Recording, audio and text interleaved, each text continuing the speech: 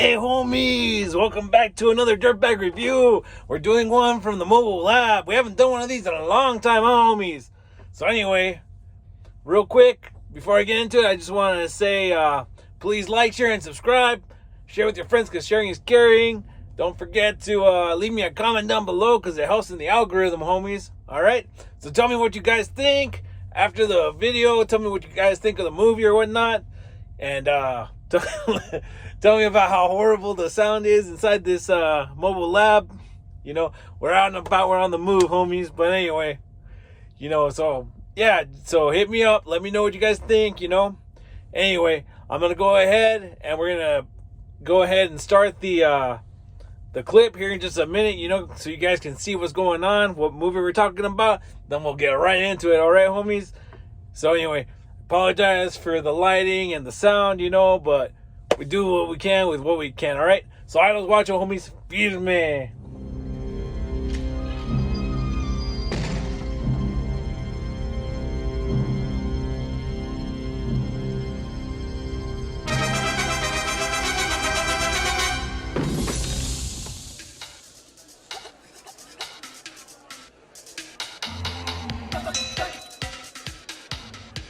Bon appetit.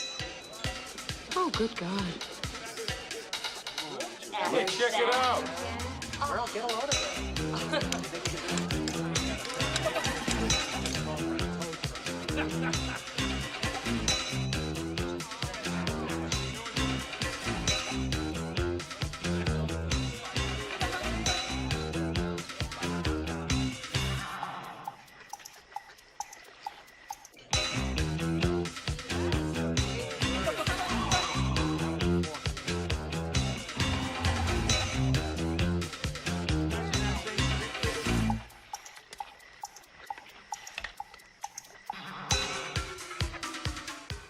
How is he?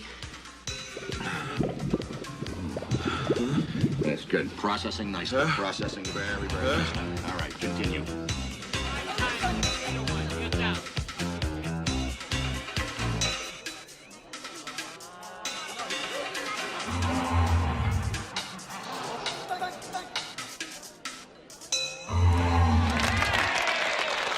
All right. Good.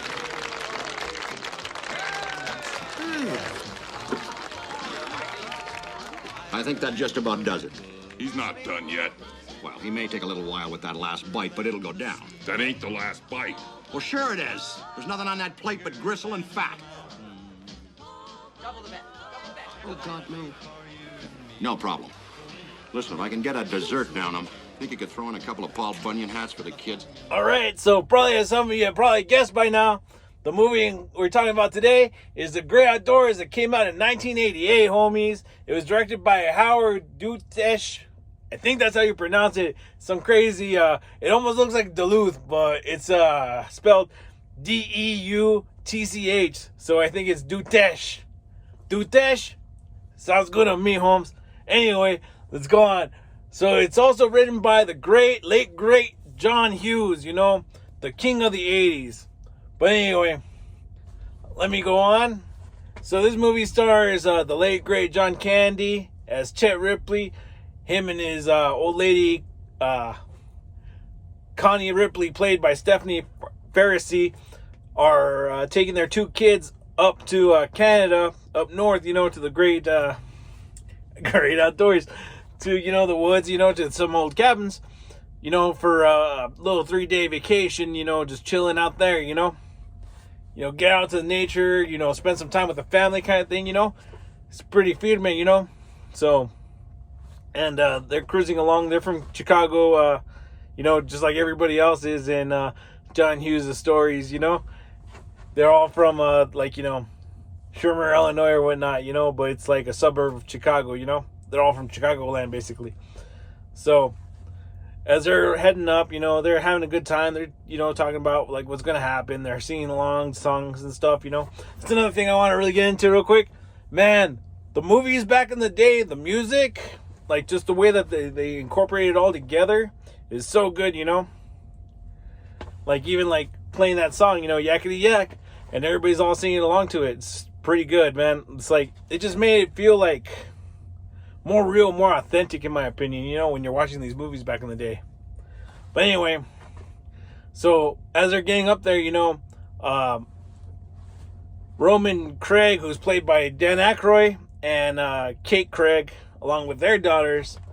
Oh, Kate Craig is played by Annette Bening, great actress. Dan Aykroyd is a great actor too. They're on their way. They decide that they're gonna go basically crash their the Ripley's vacation, you know. So they get up there and they surprise the Ripleys in a certain way, and I don't think anybody really wants to be surprised, you know. You guys gotta watch the movie; it's pretty good.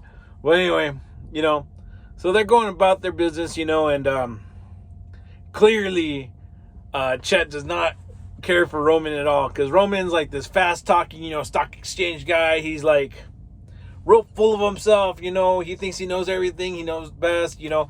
He's real flashy, you know, whereas Chet's more of a laid-back everyman, you know what I mean? And he's just trying to have a good time there with his family, you know, and do like what they would traditionally do, you know, being working class, you know, people, you know, from, you know, the suburbs and stuff. You know, you go out to rent a cabin out in the woods. You're going to have some burgers and hot dogs, you know, go fish on the lake, you know. But Roman's over here, like, you know, Mr. Caviar and stuff, you know. He wants to have lobster tails and stuff, you know, grilled up instead of some hot dogs, you know. So you got that whole situation. You also have, let's see here, the little, I wouldn't call it a B plot. It's just possibly even a C plot. It's just a funny little skits with the raccoons that keep knocking over the trash cans, you know, and their little conversations. It's pretty fun. It's a very 80s thing. Let's see here. Excuse me.